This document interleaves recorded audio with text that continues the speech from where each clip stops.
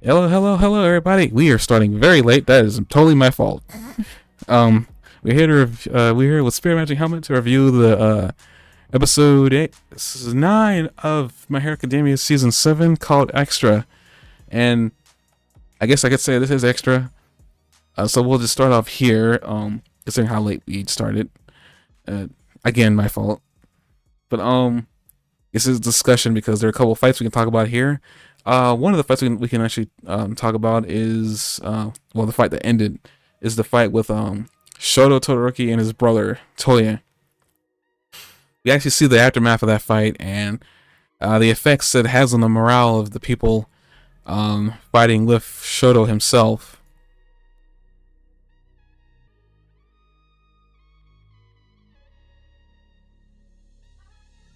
Sorry, I think it was like at least the windows there's telling us something like, I guess, alert or something.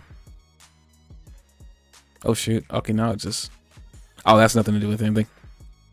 Oh shoot. But microphone issues, everybody. But let me, in case you can't hear me because of music in the background, let's lower that. So we'll start off with the beginning. I think is the aftermath of the Shoto Todoroki. Wow, Shoto Todoroki fight. English is not my friend today. But after like they shot out the entire over the entire battlefield that Shoto has managed to take down his brother Dabi, and essentially it sends the morale of everybody around. I guess in Shoto's area's morale up because they're all shocked that he was able to deal with them. I know it's like a recurring theme kind of with some of these people too. Where they're saying that like I guess like it's amazing he was able to do that with like the baggage I guess he had with Dabi and his father. But I guess it kind of makes sense considering that again, yeah, the baggage that exists between them. Like Between Todoroki and Dabi? well, yeah, him like all three of them, Shoto, Dabi, and Endeavor. Baggage is an interesting word for it.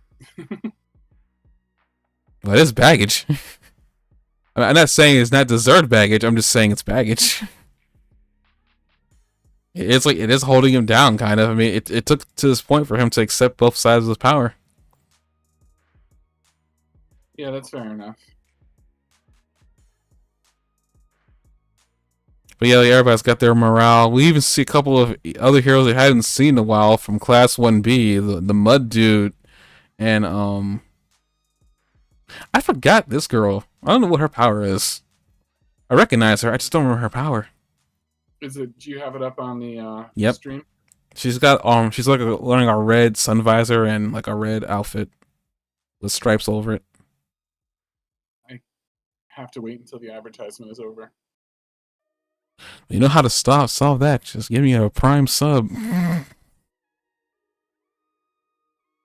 Give you a Prime sub? The way that sounded, like I'm not talking about actual food. I'm talking about like the sub, subscribe that he gets rid of ads. At least I hope it does. Then I wouldn't get to watch these attractive women eat Haagen-Dazs.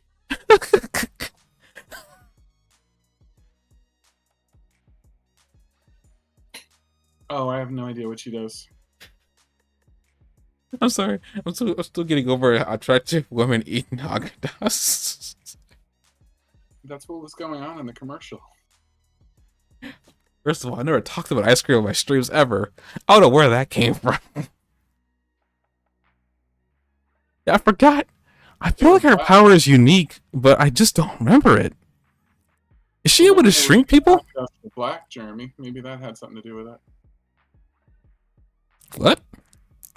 I said the woman that were eating the Haagen-Dazs were black, so maybe that's the connection. I feel like I should be offended that Twitch did that. So I'm gonna just ignore it. That's funny. I feel like her power is the tip of my tongue, but it's really bothering me. I just don't know what it is. Even the mug guy's talking about he shouldn't be shocked because he was like, because Todoroki was recommended to be a part of the school. But I guess is another bit about Todoroki that I completely forgot about was that Shoto was on the recommended students list. Then we see other heroes. We see Grape Jam, I think that's what his name is, using his purple balls to restrain people. That's a really unique way to make a binding. And then that the balls on his head, like because they stick on other people, but they don't stick on him. It's like and they indefinitely stick.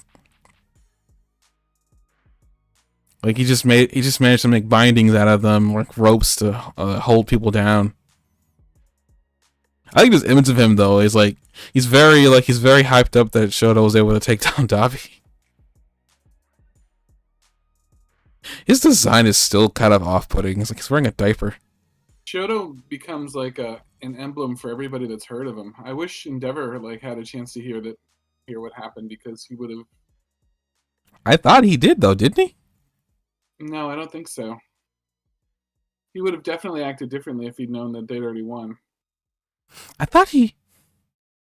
We'll have to talk about that later. I thought he heard he just wasn't happy about it or something like that. I don't know. Why wouldn't he be happy about it? Maybe he feels responsible. I don't know. I feel like the way he's acting, he still felt responsible about everything. Which I mean, he is responsible, but he still was feeling bad. Speaking of characters we haven't seen before, Shigeto Makia was given a scene, but it wasn't really him. It was just like I guess a previous scene, because apparently the villains are now like on All For One's command looking for him. The heroes made an assumption. Trying to get free some of the big players that they needed. Yeah, that's what I was about to bring up, was that like the heroes made an assumption that All For One was trying to get his people back, but they didn't really know. But I got confirmation here that that's what they're here for, which makes me wonder where the heck is where is the Nomu that we haven't seen since season 1?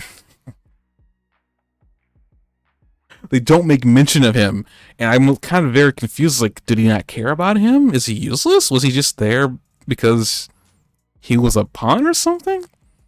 It's still kind of weird, because like you think they want that particular Nomu, because like All Might's done. He's down. Like that Nomu can't be stopped unless you have Endeavor, and Endeavor's kind of being held down by All For One right now. I think they have more powerful Nomus than that. I think that's part of the problem. I guess that's true. Speaking of other characters we haven't seen, you remember the villain from season 1, episode 1? The guy that caught Bakugo? He's seen in this episode, and I don't know how many people noticed it. Like that green glob that I'm gonna just pause on here real quick. Yeah, him right here. That is the villain from season 1, episode 1. Caught that. I did pick up on that. I wasn't 100% sure, but I was pretty sure. It's him, because like he's the only villain that I've seen that has this makeup. He cut possibly maybe he's a twin brother. I don't know, but it looks like him, the guy that All Might caught and put in a jar.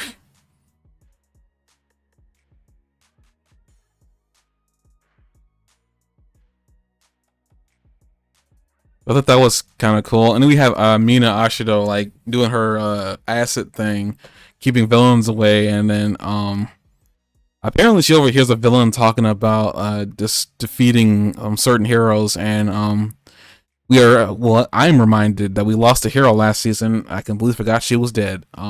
Midnight. Last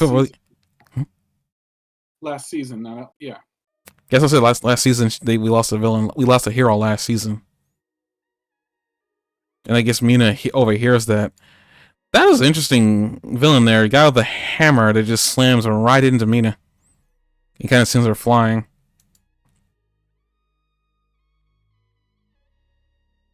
I don't care. Like, I'm still shipping Pinky and Red Riot together. You think so? Like, that's what I'm doing. Like, I don't care what anybody says. Like, I just think those two really were, they didn't know each other at all when they first met, and now, like, they're inseparable kind of here. He's constantly saving her. Yeah, that's fair. I mean, I get it, it's out of chivalry, but still, it's one of those, like, he's still constantly saving her. He's got her back every freaking time. She nearly got eaten by Gigantomachia after realizing it was him that she met all those years ago. Actually, at the same time, it seems like every time too. Like even back when they first like were young, when they were in middle school, he was always there saving her. I think that's gonna really evolve into anything. I don't expect that at all. But I guess going back to season 1, like there's a lot of flashbacks here, kind of about certain characters' interactions with Shoto. Tailman even brings up a situation where he was like talked down to by him about their difference in power and whatnot. I thought it was kind of interesting thing to bring up in the middle of a. But I guess it's one of those like he's changed quite a bit. I guess the thing is, I guess we're talking about.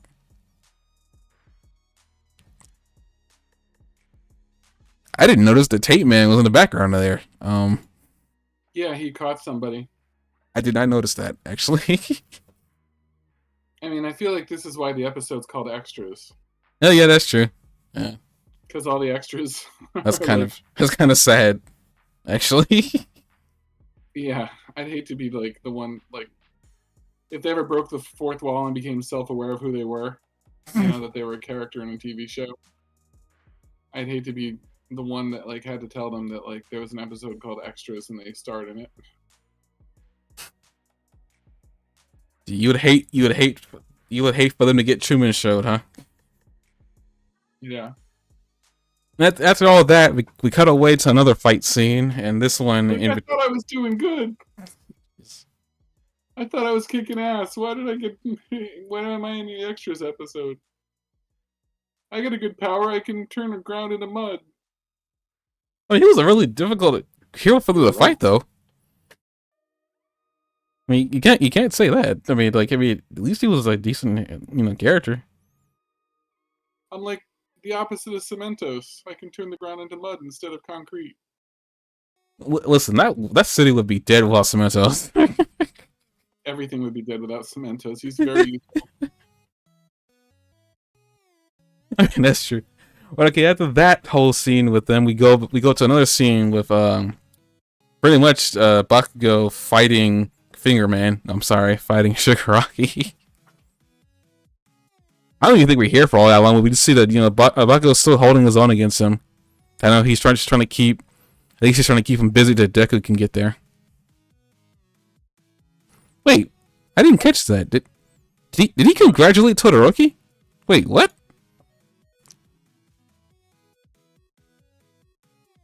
Wow, that's interesting. I didn't see that.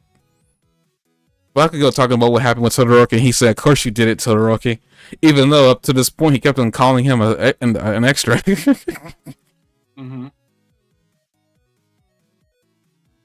That's interesting, I guess, quote unquote growth. Definitely nobody tell Bakugo that he was in the Extras episode. He might have a complete meltdown. He's an important extra. But yeah, it was like, okay, wow. So we literally leave from there. Okay, I was wondering how short of a scene that was. Very short. Then we go back to where Ayama is with Fat Gum, and how important is this flower guy that gets a lot of screen time going on about himself? They're making it seem like he was the one that killed Midnight. The way they made it seem, he said he's an assassin. He said he's an assassin for All For One.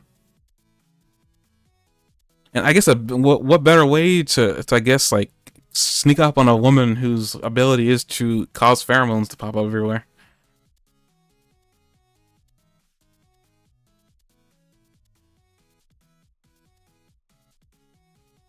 Yeah, because he goes on and on about like how people had tried to trick All For One and they all died.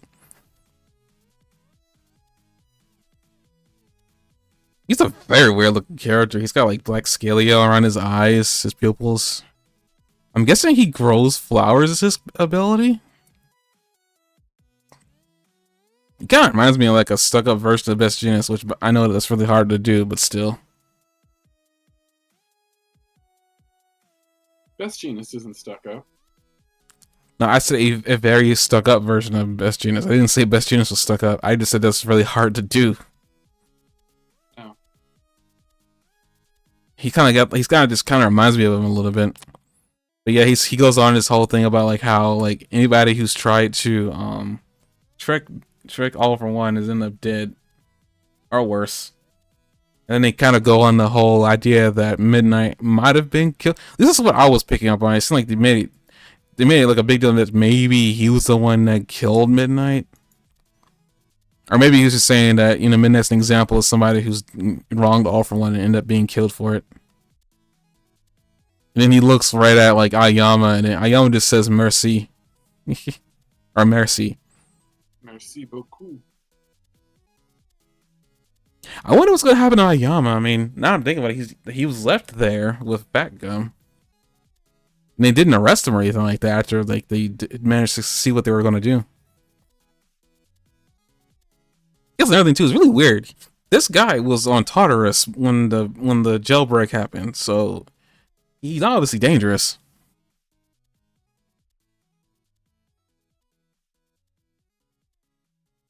His name was Kuneda?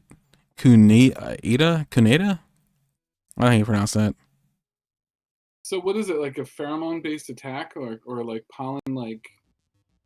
It must be pollen. I mean, it probably is equivalent to pheromone. The odor coming from the flowers or something like that. The scent coming from the flowers is deadly, or yada yada. Maybe he was able to hide his presence. Like maybe like Midnight. This is. I mean, if he was the one that killed her, it's quite possible that he was the one that did it.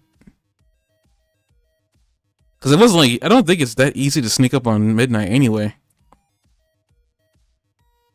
Considering also her family will knock you out before you got a chance to get up to her anyway. Right. So maybe he has an immunity because he makes flowers, possibly. Was there a scene like he had like appeared to be like a weapon may have a flower? I was trying to find that. You see some flowers growing in the back of Fat Gum at one point.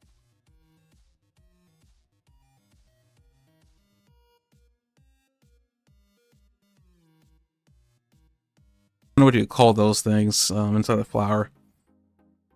I thought maybe he made like some type of spear javelin or something. He grabbed the stamens from the flower.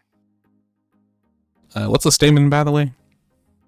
The things that you didn't know what they were that he grabbed from the flower. No, I mean, what purpose do you serve for the flower? It's part of the reproductive organs.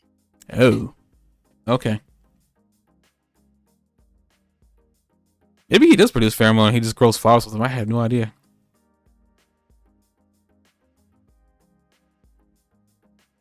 He called himself an assassin for All for One. So I mean, All for One must trust him somewhat.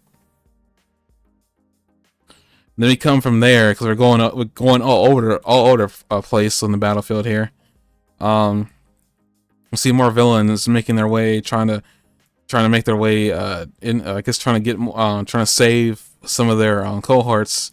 One of them specifically being Kurogiri, and we have Spears' character, Spears man, Spinner. Oh, man, Frosty?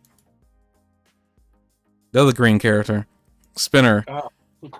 They're always green, huh? Actually, you're not wrong. Piccolo, yeah. Yeah, type apparently. Oh, that's probably bad for Jessie because she's not green. Or is she? I'm not gonna get into that. We come to another battlefield, and this one's with Spinner. And I think we spent a little bit more time with him here. And I did bring up last episode. It seemed like Spinner was bigger than we initially thought, and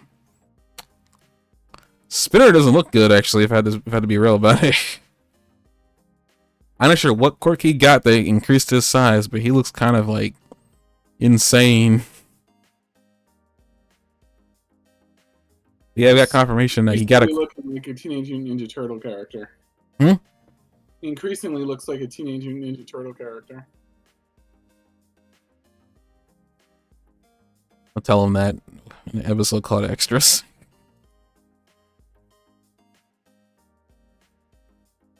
This is find interesting too that Dobby was probably offered an extra quirk from All for One, but he turned it down. Yeah, after all that, we see Spinner. Apparently, we find out that Spinner admires Dobby for his confidence and everything. You know, his reason to live and his power. And then, like, we see that Spinner has. I guess we've already kind of seen this, that he has, like, he lacks self-worth of himself because of, like, basically his skin condition. Well, not skin condition, not calling it skin condition, not calling it skin condition. His quirk making him look different, making him, as like, Spear put it, as a teenage mutant like ninja. Go ahead. I mean, increasingly adding to his Teenage Mutant Ninja Turtle condition. Are you about to say? I just feel like because he's green and you call it a skin condition, that's like saying being black is a skin condition. I didn't mean to call it a skin condition. I meant to more talk about his quirk and how his quirk makes him look different. It's really interesting too, because like he's got a beak. I never brought this up too, but like they purposely really do make him look different than everybody else. Like he must be an iguana cross with something else, but I'm not sure what that is. But yeah, pretty much all one gives he has been taken down and he doesn't believe it. I don't think I bring attention to this before, but back when we were talking about Dobby, we see that Dobby has a spark or something like that pop up in the middle of his chest, but then we pull away from him, and then we have this scene with Spinner not believing that Dobby's done.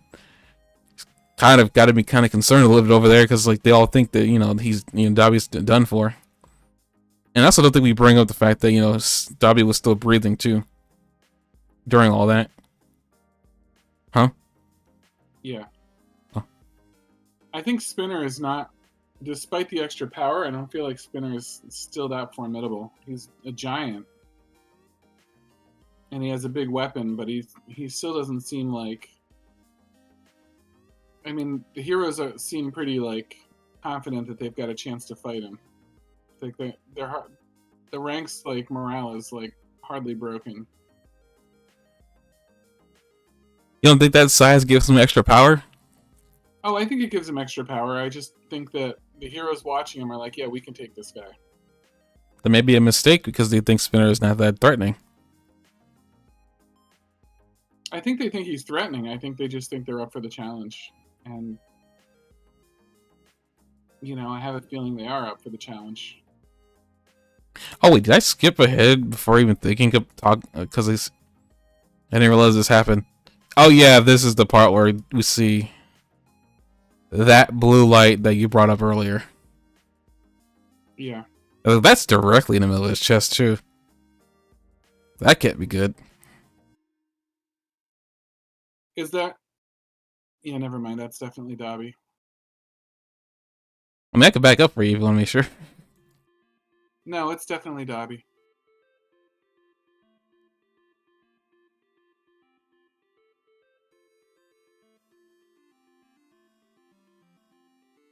Just for the view. Well, you see this blue light.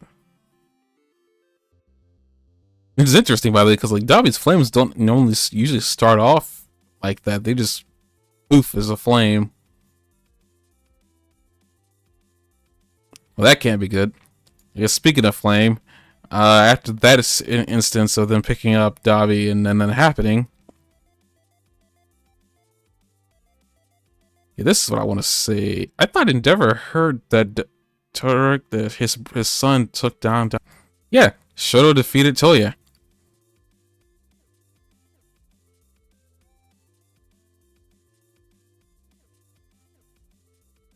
So your question is why did he, like, why was he upset? Who's he? Endeavor. Endeavor? I understand. No, my question isn't why was he upset. I think my question is, does he know that his son won over his son? Yeah, because before during this scene you see the word Shoto defeated Toya, and I feel like that must have been like, I don't know if I can hear this. Yeah, that was definitely Endeavor speaking. So then why is he let All for One like taunt him so much? Why is it so effective when he's taunting him? I think I think a part of it really has to do with the fact that Endeavor knows that he caused it all, and I'm guessing he's still not like forgiving himself for any of it. Like he's beating himself up more about everything that's been going on, more than anybody else around him. He seems to be he seems to be really feeling what he's done to his family. Uh, which is an interesting way to take his character. I will say that maybe he shouldn't be beating himself up that much, considering his family. Everybody else around him seems to be punishing him more than he's punishing himself. Well, correction. He's punished himself more mentally than anybody else is punishing him physically. Right. Nobody else is punishing him. Basically, I think maybe Endeavor just like, I don't know, maybe Endeavor wants to try to fix things, but he knows he can't. And seeing that his son managed to clean up another mess of his, probably he's upset by that. He had even had to come to this, and he couldn't be there to help his son, probably.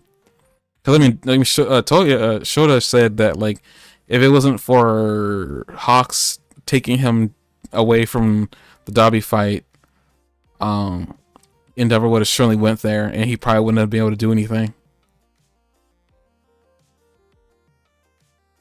You see that Endeavor, like, he does feel the damage that he's done, but he feels it so much that he can't do anything. Like, he cripples his own self. But then later on during the fight, like, versus everything else, like, the way All for One decides to pull the whole, you want to know why you couldn't find your son?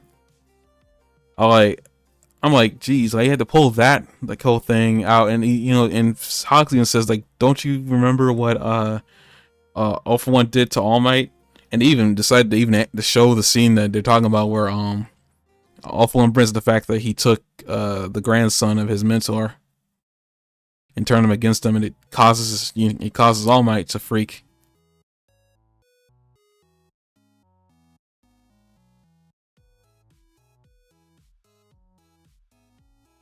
I don't know why he really let it all affect him, really, if he knows all this too. I mean, yes, I guess you got a point there. I don't know why he let it affect him.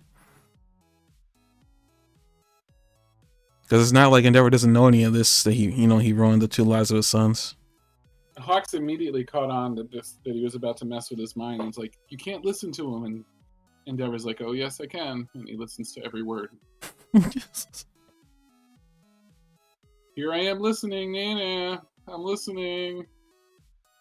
You can't stop me from listening. But even All for One kind of goes in the whole thing of, like, also that he's known about he's known about his obsessive want for power. Yeah. That essentially led to all this. Man, I never thought Endeavor could take him on anyway. Like, I'm not surprised that he's not doing that well against him. I don't know. I feel like he could, like, put up a decent fight if it wasn't for him being all in his head, and then I mean, he even goes on like, after the whole Toya that's exactly what I'm talking about, though. Is that, like, of course he's going to get into his head. That's what this guy does. Oh, here's another small detail about this situation too.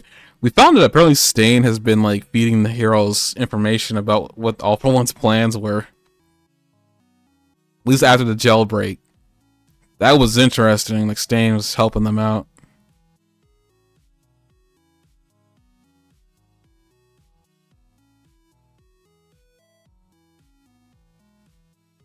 And I guess another thing too is, like, I knew Hawks apparently was depowered. I just wasn't sure how depowered he was. Apparently he had fake feathers in his wings too. Yep. Support equipment, is that what you call it? Yeah, I guess that's what you would call it, actually. He probably has what I would call feather katanas too.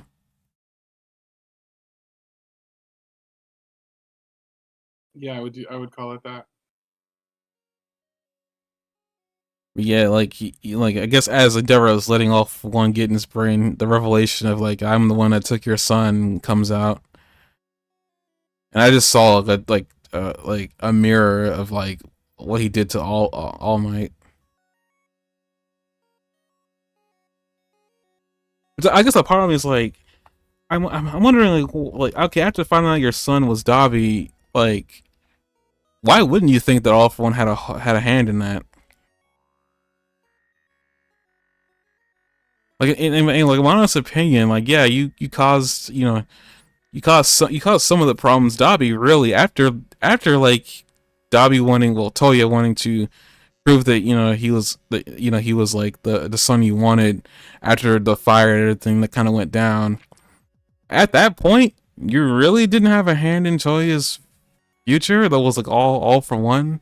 Like the person you probably damaged the most was Shoto, but I mean he's working on getting past it. You're like, why are you still beating yourself up? I mean, the only thing you can do is look forward and try to not make the same mistakes you made in the past. But I find really interesting too. Like, what in the world? So obviously, Endeavor found a body, right? Is what we're is what, you know what they're insinuating is that he did find a body that was burnt up. I thought so because they show him in front of the body. Like up to this point, did you think that there was a body that he had found, or he just Endeavor just assumed that his son was dead? I thought that there was a body that was found. I thought that the previous episode showed him with a hat and everything standing there looking at it. Yeah, I'm certain of that too. I was just trying to like, based on the way that the events were kind of unfolding, it seemed like to me, at least the body wasn't something that I was aware of. Yeah. But it makes sense that it would have been a body. I just wasn't sure because I wasn't sure that the circumstances of the forest fire. Because I was like wondering why. Because I remember actually when his first information first kind of got like put out there of his first son dying. I was like wondering. I wonder like did he just assume that his son was dead, or was there some kind of proof? I guess it makes sense why Endeavor didn't go out there looking for him because his son was dead. And well, at least he thought his son was dead. Because he had a body. I guess that makes sense that there was a body because he keeps on praying to a jar of ashes. Yeah, that's a good point. That he prayed to the jar of ashes.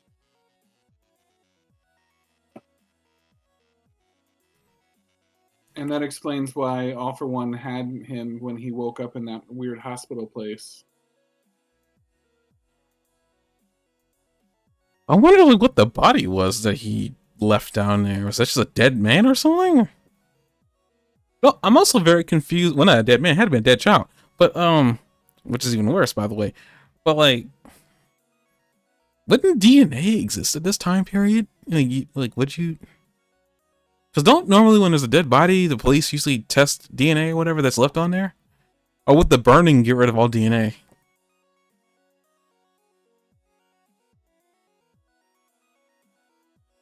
I don't know. I mean, this is thinking too deep on what's going on. I mean, it's already kind of too late. This is already the future. But I just like thought it was like, huh. I guess it's one of those situations, like, I guess because we know that Endeavor is kind of a crybaby, at least now we know this information, I guess he would have been too upset about what he saw to even care about all that. He just assumed that, face value, that his son was dead. And that sent him spiraling it's him spiraling further from where he was at the time. Talking about sex stuff, and that's not relevant to this conversation. No. Where's your head, sir? I'm not talking about that at all. I realize it's almost 11 o'clock, but geez, man. But all for one and Endeavor's little fight that Endeavor was like outmatched mentally for. I mean, All for One reveals like I guess little mini heads that take a bit of like Endeavor's like side. Apparently, Hawk said that he missed his lung, but he almost nicked it apparently.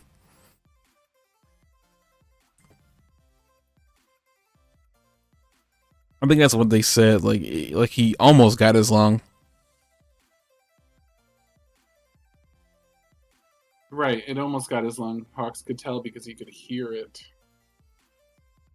which is kind of bizarre. He sent a feather out. We saw that. I know, but you can. That's really specific. He probably knows Ability. what that sounds like. You never know. Maybe he fine-tuned his feathers ability. You never know. No, I definitely never know. After that, like as like Endeavor's going down, two more characters show up out of nowhere in the nick of time to help out Hawks, and they are, would you believe it, Tsukiyomi and Earphone Jack. I can understand Tsukiyomi, but Earphone Jack was kind of like one of those randoms. Like, geez, what is she doing up here? She's more of like a covert mission kind of thing. Like, I don't know of anything she can do offensively, really. The sound waves, I said before, sound waves are really dangerous. Like, they really are. You can't just count. I've never seen her use them that way, though. Okay, again, that's true. I've You never know. seen her do anything offensive with her sound waves, have you? Didn't she send sound waves into the ground and it did something?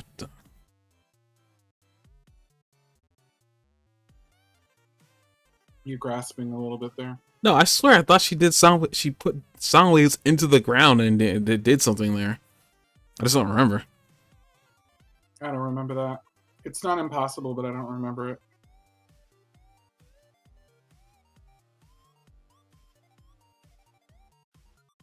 I do like how they're using every character they have access to so far.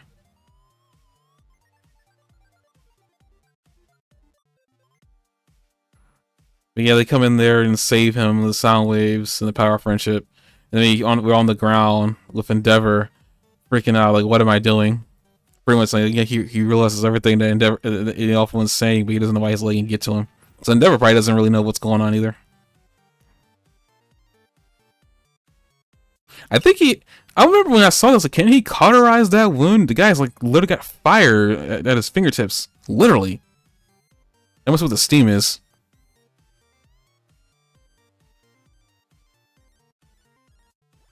Like, Endeavor can literally cauterize a wound as long as it's not too deep. I don't know. Cauterizing might mean it won't heal properly later. I don't know. But they got the heal lady nurse chick. Chick? She's a chick now. Listen, I don't know her name. The heal lady nurse chick. Do you know her name, Mr. Smartass? It's not heal lady nurse chick. Of course not. I just know that that's the best way to point out who I'm talking about.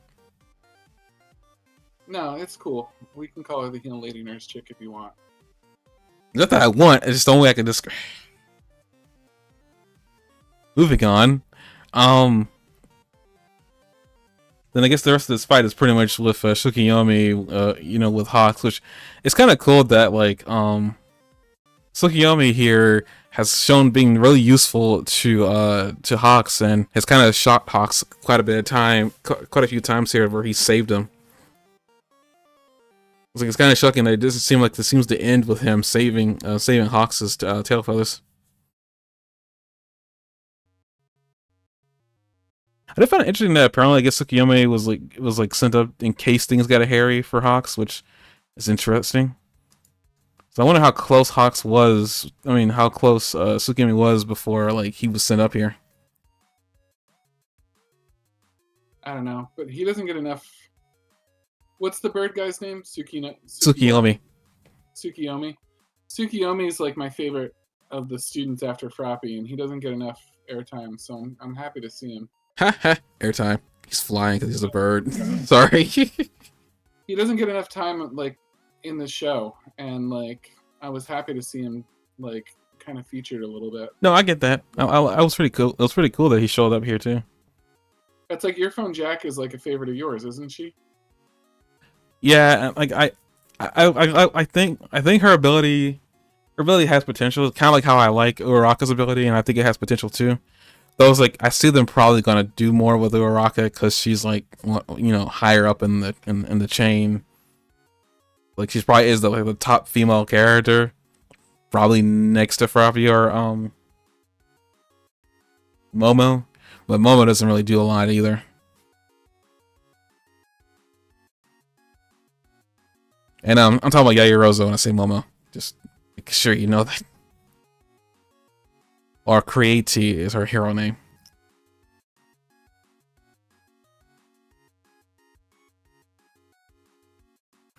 Like Tsukiyomi was trying, like I know, like Hawks is trying to get Tsukiyomi out of there, talking about this isn't for you. This place isn't for you combatively, but he wouldn't leave, and then it's pretty much like it ends up with him pretty much saying, "Please help me again, hero," with him smiling, which is cool that he calls Tsukiyomi hero. And he humbles himself a little bit too. And All For One sees all this and he says, I gotta end this now, because he's concerned about Tsukiyomi and Hawks, and then also Endeavor down there because he ain't dead. I gotta say, for all of All For One's abilities, this right here is the freakiest. Like, out of all his abilities, like, this has got to be the creepiest ability I've ever freaking seen. It's like angular fish without the antenna. And they got teeth. It's like, what in the world is that? And on top of that, I don't know what's going on with his arm, but like, whatever's going on with his arm is bursting through his skin. Yeah. Like, it's like he's amplifying it. I think they're trying to pick like monstrous looking abilities for him. Like all of his abilities have looked monstrous. But this is the freakiest in my opinion, though. And then the 3 fingers, I just now saw that.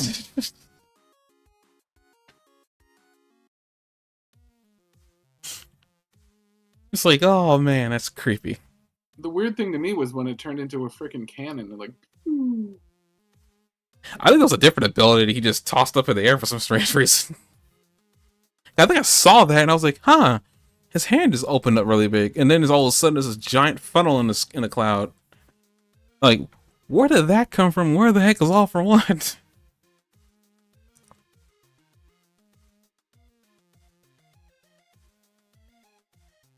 But yeah, this is crazy, and then All For One is sitting there doing what he does best, which is calculate his next move. You know, chooses all the variables, figures out which is the best one to go after, and essentially chooses Tsukiyomi and Earphone Jack to go to attack, and Hawks manages to save Earphone Jack quick enough to get her out of there, but that doesn't really save her because after that there's a giant like funnel thing with teeth that just goes after her. I wonder what's this bit like. Okay, her ear is cut off. That's obviously part of her ear. Then that little bit gleams in the sunlight. Like, what is that about? That's just what her ear's like, I think. This seems kind of weird that they decide to. Okay, I mean, I'm not gonna say there's anything. I guess before I didn't watch anything beyond this episode. Is there anything?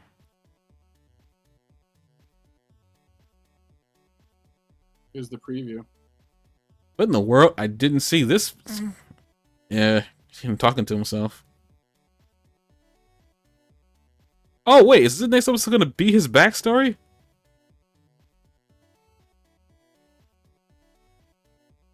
Okay, I wasn't anticipating that. I thought we learned everything we needed to know about Endeavor. I guess not.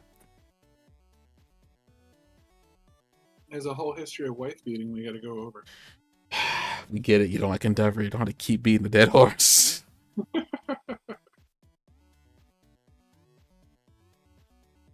Oh, cool. That's a cool scene of Hawks using his feather blade. Yeah, but it looks like it breaks a piece of it off when he hits him. Does it? Got it. Yeah, watch it again.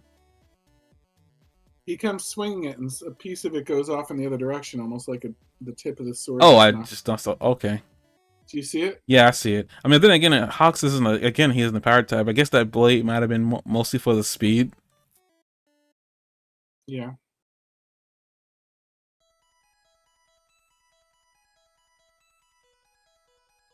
Let me see an image of like All For One without his mask on. They make a big deal about that mask and him being how he's able to survive. Yeah.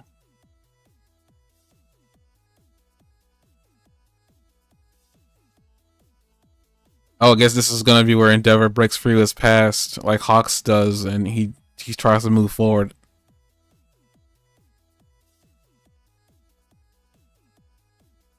I'm guessing a part of cause I know for a fact, 'cause this is the end of the episode. I know for a fact during like the bit of like story of like of My Hero Vigilante. I know for a fact there like he's involved in there, and if they're in that point of the show apparently, because I think it's like before My Hero Academia. Um, he's it's shown that he's apparently he started off as a vigilante before he became a hero.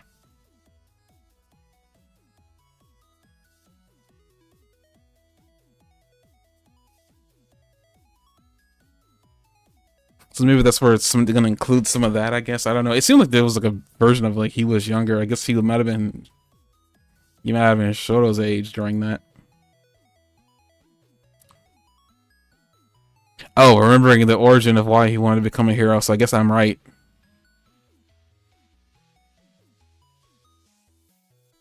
I guess we're gonna get we're gonna get Endeavor's origin story.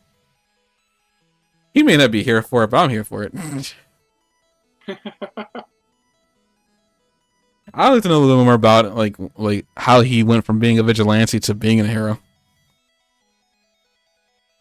I mean, one thing for sure, people make fun of him. Like he maintained a number 2 for years. Like no one could get it from him.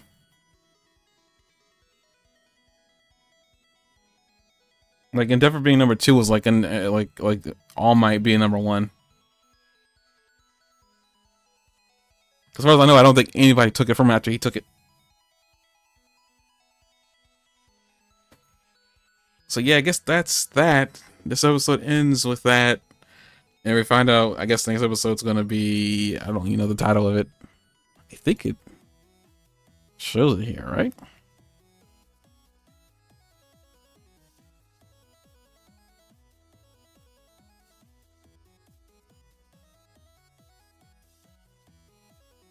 Yeah, next time, Wounded Hero, Burning Bright and True.